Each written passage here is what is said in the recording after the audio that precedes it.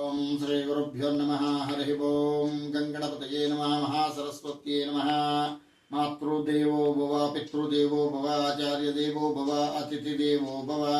ನೋಡಿ, ಶನೀಶ್ವರನ ಕಾಟದಲ್ಲಿ, ಶನೀಶ್ವರನ ಕೋಪದಲ್ಲಿ ನಾವು ಯಾರೂ ತಡಿಕೊಳ್ಳಕ್ಕಾಗೋದಿಲ್ಲ.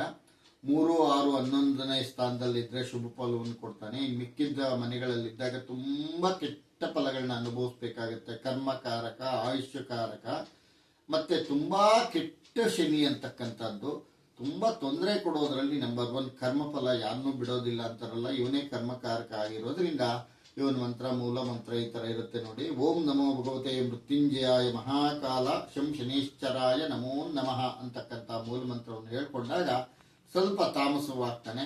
ಅವರ ಅಣ್ಣ ತಮ್ಮಂದ್ರಿಬ್ರು, ಯಮ ಬೇರೆ, ಪ್ರಜಾಪತಿ ಬೇರೆ, ಇವರಿಬ್ರು ಅಧಿದೇವತೆಗಳು, ಪ್ರತ್ಯಧಿ ದೇವತೆಗಳಿಗೆ ಆಗಿರೋದ್ರಿಂದ ನಾವು ಎಷ್ಟು ಚೆನ್ನಾಗಿ ಸ್ವಾಮಿನ ಆರಾಧನೆ ಮಾಡಿದ್ರೆ ನಮ್ಗೆ ಅಷ್ಟು ಚೆನ್ನಾಗಿ ಫಲ ಕೊಡ್ತಾನೆ. ಈ ನಿಮ್ಮ ಕೆ ವೆಂಕಟೇಶ್ವರ ಮಾಡುವ ನಮಸ್ಕಾರಗಳು. ಹಾಗೂ ಈ ಚಾನೆಲ್ಗೆ ಸಬ್ಸ್ಕ್ರೈಬ್ ಮಾಡಿ, ಶೇರ್ ಮಾಡಿ, ಲೈಕ್ ಮಾಡಿ.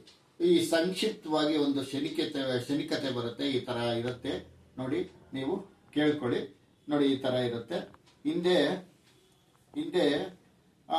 ಪೂರ್ವ ಕಾಲದಲ್ಲಿ ಬಹು ಪ್ರಸಿದ್ಧಿಯಿಂದ ರಾಜ್ಯವಾಡುತ್ತಿದ್ದ ವಿಕ್ರಮಾದಿತ್ಯನೆಂಬ ಮಹಾರಾಜನು ಶನಿದೇವನ ನಿಂದಿಸಲು ಆತನ ಕೋಪಕ್ಕೀಡಾಗಿ ಆತನ ತರಲ್ಪಟ್ಟ ಮಾಯಾ ಕುದುರೆನೇರಿ ಕಾಡು ಪಾಲಾದನು.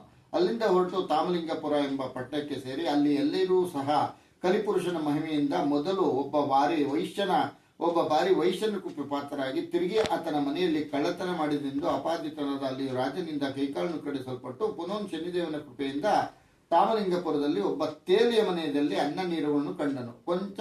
ಸ್ವಲ್ಪ ದಿನ ಕಾಲ ಕಳೆದ ಮೇಲೆ ತಾಮಲಿಂಗಪುರದ ರಾಜ್ಯ ಕನ್ನಿಕೆ ಆತನ ರಾಗಜ್ಞಾನಕ್ಕೆ ಮೆಚ್ಚಿ ಆತನನ್ನು ಮೋಹಿಸಿದರು. ಆ ಕಾಲಕ್ಕೆ ಸರಿಯಾಗಿ ಶನಿದೇವನು ಪ್ರತ್ಯಕ್ಷನಾಗಿ ದರ್ಶನವನ್ನು ಕೊಟ್ಟನು. ಆಗ ವಿಕ್ರಮಾದಿತ್ಯನು ತನ್ನ ಎಲ್ಲಾ ತಪ್ಪುಗಳನ್ನು ಮನ್ನಿಸುವಂತೆ ಬೇಡಿಕೊಳ್ಳಲು ಶನಿದೇವನು ರಾಜನ ಮೇಲೆ ಕೃಪಾವಂತನಾಗಿ ಕೈಕಾಲುಗಳನ್ನು ಕೊಟ್ಟು ಬೇಕಾದ ವರಗಳನ್ನು ಕೊಟ್ಟನು. ಆಗ ವಿಕ್ರಮಾದಿತ್ಯನು ರಾಜಕನ್ನಿಕೆಯಾದ ಪದ್ಮಾವತಿಯನ್ನು ಮತ್ತು ವೈಶ್ಯನ ಮಗಳನ್ನು ಮದುವೆಯಾದನು. ಆ ಕಾಲದಲ್ಲಿ ಶನಿದೇವನು ವಿಕ್ರಮನಿಗೆ ತನ್ನ ಭಜೆಯನ್ನು ಯಾರು ಪ್ರತಿ ಶನಿವಾರದ ದಿನ ತಪ್ಪದಂತೆ ಮಾಡುವರೋ ಅಂತಹ ಸರ್ವ ಕಾಲದಲ್ಲಿಯೂ ಸೌಖ್ಯವನ್ನು, ಸಂಪತ್ತುಗಳನ್ನು, ಪುತ್ರಾದಿಗಳನ್ನು ಕೊಡುವನೆಂದು ವಾಗ್ದಾನ ಮಾಡಿರುತ್ತಾನೆ. ಆ ತರುవాత ಆ ಬಗ್ಗೆ ಮತ್ತೆ ವಿಕ್ರಮನು ತನ್ನ ನಗರವಾದ ಉಜ್ಜಯಿನಿಪುರಕ್ಕೆ ಬಂದು ಅಲ್ಲಿ ಒಂದು ಶುಭ ಮುಹೂರ್ತದಲ್ಲಿ ರಾಜ್ಯಾಭಿಷೇಕವನ್ನು ಮಾಡಿಕೊಂಡು ಸುಖ ಸೌಖ್ಯಗಳಿಂದ ಕೂಡಿ ರಾಜ್ಯವನ್ನು ಆಳುತ್ತಿದ್ದನು. ಮಾನೀಯರೇ, ಆದ್ದರಿಂದ ತಾವು ಪ್ರತಿ ದಿನವಾಗದಿದ್ದಲ್ಲಿ ಶನಿವಾರ ದಿನ ಈ ಶನಿ ಮಹಾನುಭಾವನ ಸ್ತೋತ್ರ ಮಾಡಿ ಮಹಾನುಭಾವಗಳು ಪಾತ್ರರಾಗಬಹುದು. ಮತ್ತು ಈ ಶನೀಶ್ವರ ಮೂಲ ಮಂತ್ರ ಕೂಡ ಈ ತರ ಇರುತ್ತೆ. ಶನ್ನೋ ದೇವಿ ರಭಿಷ್ಟೆ ಆಪೋಭವಂತು ಪೀಠೆಯ ಶ್ರೀಯೋ ರಭಿಸ್ರವಂತನ ಅಂತಕ್ಕಂಥದ್ದು. ಓಂ ಶಂ ಶನೇಶ್ವರಾಯ ನಮ ಅಂತಕ್ಕಂಥದ್ದು. ನೋಡಿ, ಸ್ವಾಮಿ ನೀಚ ಸ್ಥಾನ ಬಂದು ಮೇಷರಾಶಿ, ಉಚ್ಚ ಸ್ಥಾನ ಬಂದು ತುಲಾರಾಶಿ, ತ್ರಿಕೋಣಾಧಿಪತಿ ತ್ರಿಕೋಣ ಸ್ಥಾನಪತಿಯಾಗಿ ಕುಂಭರಾಶಿಯಲ್ಲಿ ಇದ ದೃಷ್ಟಿ ಇರುತ್ತೆ. ಅದರಿಂದ ಯಾರು 3, 6, 11 ಮನೆಯಲ್ಲಿದ್ದಾಗ ಮಾತ್ರ ತಮ್ಮ ಜಾತಕದಲ್ಲಿ ಒಳ್ಳೆ ಫಲಗಳನ್ನ ಕೊಡ್ತಾನೆ. ಇನ್ ಮಿಕ್ಕಿದ ಮನೆಗಳಲ್ಲಿ ಕೆಟ್ಟ ಫಲಗಳನ್ನ ಕೊಡ್ತಾನೆ. 30 ವರ್ಷಗಳ ಕಾಲ ಒಂದು ಮನೆಗೆ ಬರ್ತಾನೆ. ನೋಡಿ, ಚಂದ್ರ ಎಲ್ಲಿರ್ತಾನೆ ನಮ್ಗೆ, ಈ ಕಡೆ ಮನೆ, ಫಸ್ಟ್ ಮನೆಯಿಂದ ಮಧ್ಯದ ಮನೆ, ಆ ಕಡೆ ಮನೆ. ಚಂದ್ರ ಎಲ್ಲಿರ್ತಾನೋ ಅದಕ್ಕೆ 7.5 ಅಂತ ಹೇಳ್ತೀವಿ ನಾವು. ಅಷ್ಟಮ ಶನಿ ಅಂತ ಹೇಳ್ತೀವಿ, ಪಂಚಮ ಶನಿ ಅಂತ ಹೇಳ್ತೀವಿ, ಮತ್ತೆ 7.5 ಅಂತಾನೆ ಹೇಳ್ತೀವಿ. 7 ವರ್ಷ ಶನಿಕಾಟ ಅಂತಂದ್ರೆ ಇವಾಗ ಮಕರ ರಾಶಿ ತಗೊಳ್ಳಿ, ಧನುರಾಶಿ 2.5, ಮಕರ ರಾಶಿ 2.5, ಕುಂಭ ರಾಶಿ 2.5. ಆದ್ರಿಂದ 7.5 ವರ್ಷ ಶನಿಕಾಟದಲ್ಲಿ ನಾವು 15 ವರ್ಷಗಳ ಕಾಲ ಆಯತ್ನಾದಿಯಿಂದಲೇ ಸಿಕ್ಕಾಕೊಂಡು ಒದ್ಲಾಡ್ಬಿಡ್ತೀವಿ. ಅದರಲ್ಲಿ ಸಹ ರಾಹು ಕೇತುಗಳ ಕಾಟ ಬೇರೆ ನಮ್ಗೆ. 18 ತಿಂಗಳು. ರಾಹುನು 3, 6, 11 ಮನೆಗಿದ್ರೆ ಶುಭ ಫಲ, ಕೇತು 3, 6, 11 ಇದ್ರೂ ಶುಭ ಫಲ. ಮಿಕ್ಕಿದ ಮನೆಗಳೆಲ್ಲ ಕೆಟ್ಟ ಫಲಗಳನ್ನೇ ನಾವು ಅನುಭವಿಸ್ತಾ ಇರ್ತೀವಿ. ಆದ್ರಿಂದ ಈಗ ಶನೇಶ್ವರನ, ಇದರ ಜೊತೆಗೆ ಲಕ್ಷ್ಮೀ ನರಸಿಂಹನ ಮತ್ತೆ ಈಶ್ವರನ ಪ್ರಾರ್ಥನೆ ಮಾಡೋದ್ರಿಂದ ತುಂಬಾ ಒಳ್ಳೆ ಫಲ ಸಿಗತ್ತೆ. ನಮ್ಮ ಸನ್ನಿಧಿಯಲ್ಲಿ ತುಂಬಾ ಜನ ಬಂದು ಶನಿ ಶಾಂತಿ ಮಾಡಿಸ್ಕೊಂಡು ಹೋಗ್ತಾ ಇರ್ತಾರೆ. ತುಂಬಾ ಜನಕ್ಕೆ ಒಳ್ಳೇದಾಗಿದೆ.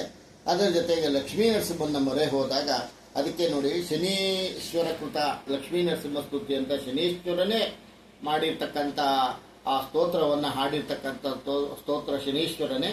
ನೋಡಿ, ಲಕ್ಷ್ಮೀ ನರಸಿಂಹನ ಮೂಲ ಮಂತ್ರನೂ ಈ ತರ ಬರುತ್ತೆ. ಓಂ ಶ್ರೀ ನರಸಿಂಹ ಮಂತ್ರ.